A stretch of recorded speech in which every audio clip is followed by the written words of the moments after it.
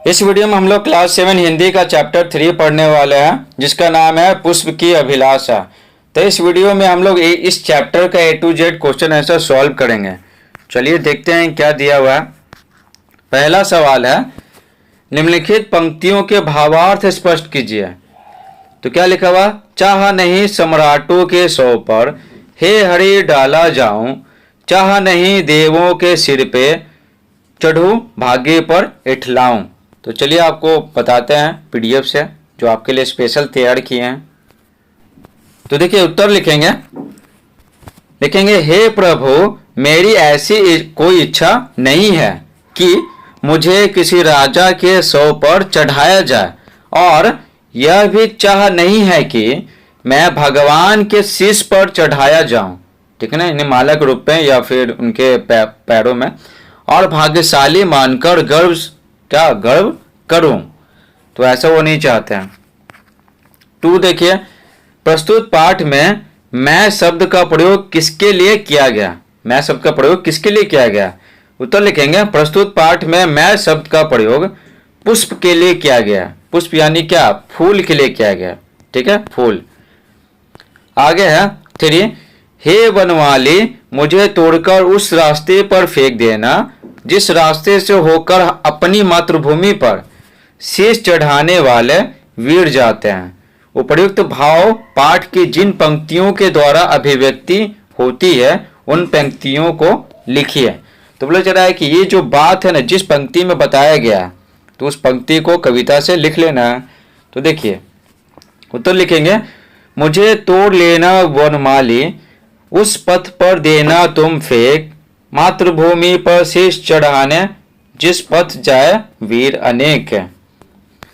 4 देखिए, भाग्य पर इठलाऊं का कौन सा अर्थ ठीक लगता है। भाग्य पर इठलाऊं, इठलाना यानी क्या, गर्व करना, घमंड करना, वो है। तो ख हो जाएगा, भाग्य पर क्या, गर्व करना। 5 है, चाह नहीं पद कवि की किस तरह की भावना को व्यक्त करता है।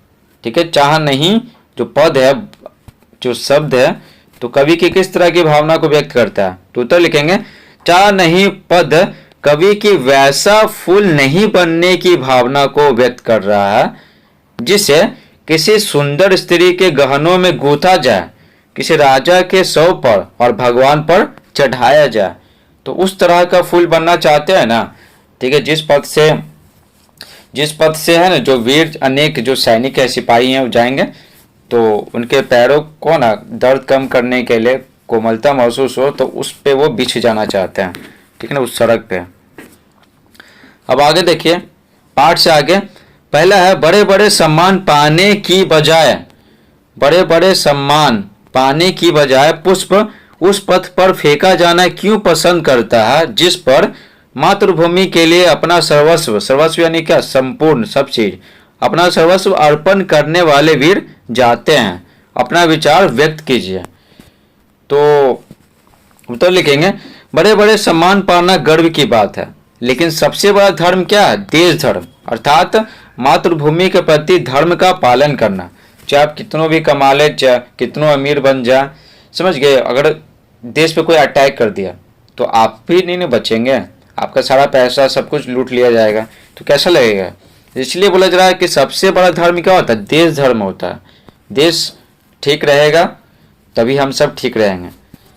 अतः पुष्प की चाह है कि यदि वह अपनी मातृभूमि के रक्षक वीरों के पैर को कुछ राहत पहुंचा सके तो उनका जीवन सार्थक हो जाएगा, ठीक है ना। फूल बस यही चाहते हैं ना कि इनके पैरों को कुछ राहत मिले, ठीक है ना, कोमलता महसूस होगा तो ठीक है। 2 देखिए, पुष्प की भांति आपकी भी कोई अभिलाषा होगी। अभिलाषा यानी इच्छा, उन्हें 10 वाक्यों में लिखिए, ठीक है, 10 वाक्यों में। तो 10 वाक्य कुछ ज्यादा बड़ा हो जाएगा, तो आप 10 वाक्य अपने मन से भी लिख सकते हैं। ठीक, उत्तर लिखेंगे, पुष्प के भांति मेरी भी अभिलाषा है कि मैं भी देश का सिपाही बनकर देश की रक्षा में योगदान दूं, देश का सिपाही बनूं, मैं अपने देश के गौरव को बढ़ाऊं, भारत माता को कलंकित करने वालों के सिर को कुचल डालूं, यानी दुश्मनों का जो सिर है, आतंकवादियों का कुचल डालूं। जब भी देश के लिए शहीद होने का समय आए तो एक बार भी न सोचूं, तो देश के अगर हम काम आते हैं ना तो सबसे बड़ा चीज़ वही होता है, सबसे बड़ी उपलब्धि वही होती है कि हम देश को कोई काम आ सकते हैं। अब आते हैं व्याकरण। पहला सवाल है, भाग्य शब्द के पहले सौ उपसर्ग लगाकर सौभाग्य शब्द बना। ठीक है, उपसर्ग कहते हैं जो पहले लगे, जो किसी शब्द के मूल शब्द के पहले लगकर उसके अर्थ में परिवर्तन ला दे, समझे। तो यहाँ पर भाग्य के आगे क्या सौ लगा हुआ था, सौ यहाँ पर क्या उपसर्ग है।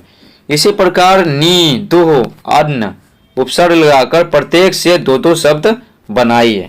तो देखिए उत्तर लिखेंगे, नी से क्या होता है, नी से लिखेंगे निहत्था, नी से निशान, दुह से लिखेंगे दुष्कर्म, दु से दुश्मन, अन से लिखेंगे अनावश्यक और अन से अनुत्तीर्ण। ठीक है, अब आगे देखिए, इस प्रकार से पूरा चैप्टर समाप्त होता है। ठीक है, थैंक्स फॉर वॉचिंग। अगर आपको वीडियो पसंद आया तो वीडियो को लाइक कीजिए, ऐसे हमें मोटिवेशन मिलता है और वीडियोस बनाने के लिए। Thanks for watching.